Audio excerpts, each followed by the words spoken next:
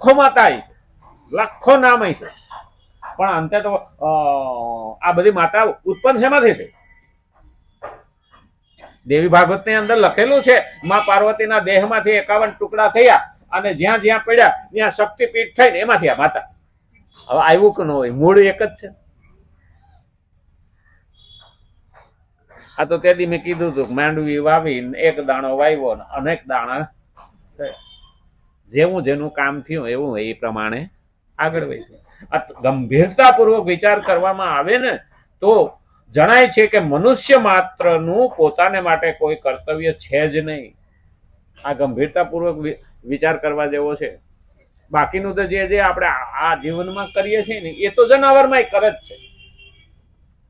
આપણે આમાં બહુમાં બહુ શું કરીએ છીએ?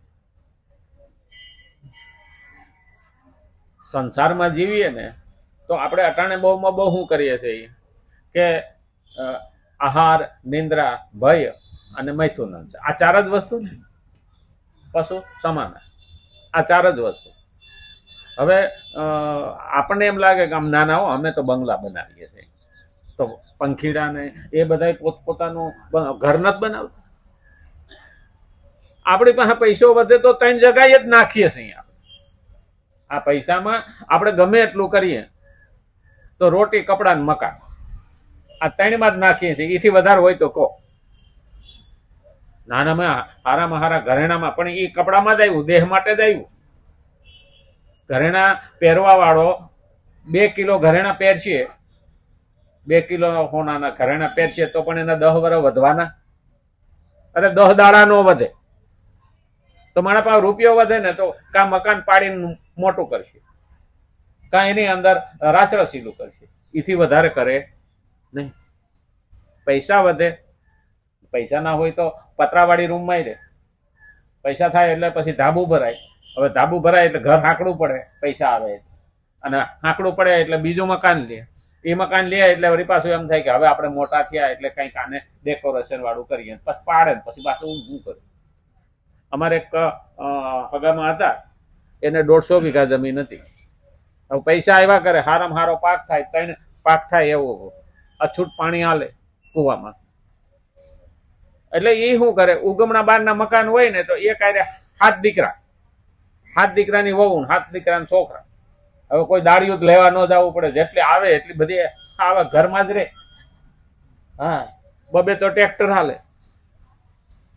તે રૂપિયા વધે, પટારો ભર્યો હોય. આપણે ગામડામાં પટારો હોય ને થપ્પા મારે. એક વખત મારા બાપા પાસે આવ્યા, એ કે હાડું આ રૂપિયા કે કાયદા ની એમાં હેઠેથી ઉધઈ ખાઈ ગઈ કે આ બંડલનું કરવું શું કે. હવે ઉધઈ ખાઈ જાય ત્યાં સુધી જો પૈસા હલાવતા ન હોય તો રૂપિયો વધે ને, કરે શું? હા, એ લોકો કઈ ગામડામાં તો બેંકમાં મૂકવા જાય નહીં. એટલે મકાન પાડે ને બનાવે ને લગ્નમાં ખર્ચો કરે ને. આપણે તો એટલે તો કહેવાય છે કે ભાઈ દિવાળી ની કમાણી, મોસમની કમાણી, મા મહિનામાં હમાણી. અમારે આપણે કાઠિયાવાડમાં તો એ જ કે ને. હા, દિવાળીની કમાણી એટલે આ 4 મહિનામાં જે આવ્યો હોય ને પાક એ દિવાળીની કમાણી મોસમની, અને મા મહિનામાં હમાણી. એમાં પાછા બધાય કમાયો, સાધુ, બામણ, હા, પછી હઈ, હુતાર. અને ત્યાં તો લગ્ન થાય એટલે હઈ ને બેહાડે, 15 દાડા ઘેરે બેહાડતા. હા, અમારે તે હઈ હતા ને એ કે હઈ સોરે લુગડું, કોની સોરે રતી. હા, હઈ સોરે લુગડું, કોની સોરે રતી. વાણંદ બિચારો હું ચોરે કે એમાં દાઢીમાં કઈ નથી, એટલે એની ચોરી આવે નહીં.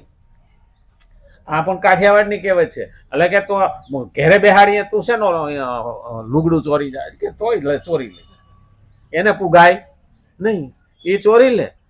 અમારે એ ડોહા હતા ને એમ કેતા એ કે છોકરાને કહેલું જ હોય કે હું 10 વાગે કે કાપવા બેઠો હોઈશ, એટલે ઓલું કપડું વેતરવા બેહે ને એટલે છોકરાને એની માને કે એટલે છોકરાને મોકલે, બાપા 8 આના દ્યો.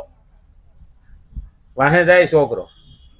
એટલે આની બધી તૈયારી કરી રાખી હોય, મારો બેટો વાહે પૂગ્યો છે, રૂપિયા તારા ડોહા અહીંયા લેવા આવતા છે એમ કરીને જૂતું ઘરે ખાત. છોકરો જૂતું લઈને વયો જાય.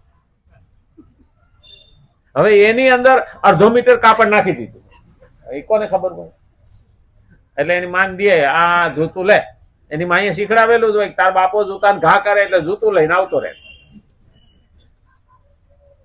હું કહું તમારી રીત તો અમને તમે કહેતા નથી, એ કે તો કોકને જ કહેવાનું હોય, બધાને થોડુંક કહેવાનું હોય.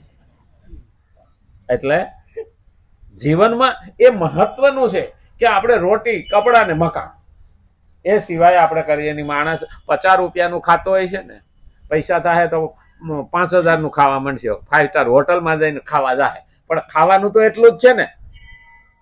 એટલે આપણે શું કહીએ, અમે તો ફૂટપાથ ઉપરથી કપડાં પહેરીએ, પણ પૈસા થાય ને એટલે બ્રાન્ડેડ કપડાં. હકીકતમાં બ્રાન્ડેડ હોતા નથી હો. બ્રાન્ડેડ કેવી રીતે બને? અત્યારે મોદીએ પેલા સૂટ પહેર્યું હતું વડાપ્રધાન તરીકે, અને એ સૂટની હરાજી કરીને તો 5 કરોડ રૂપિયા આવ્યા. એટલે એ બ્રાન્ડ થઈ ગઈ, મોદી બ્રાન્ડ. હકીકતમાં બ્રાન્ડેડ માણસ પહેરે ને એટલે એને બ્રાન્ડ નામ પડે છે. હકીકતમાં કપડામાં કોઈ ફેરફાર નથી. એ તો સાદું ખાદીનું હોય ને, એમાં એ વાલાનું નામ સોટાડી દે એટલે બ્રાન્ડેડ થઈ ગયું, બીજું શું હોય?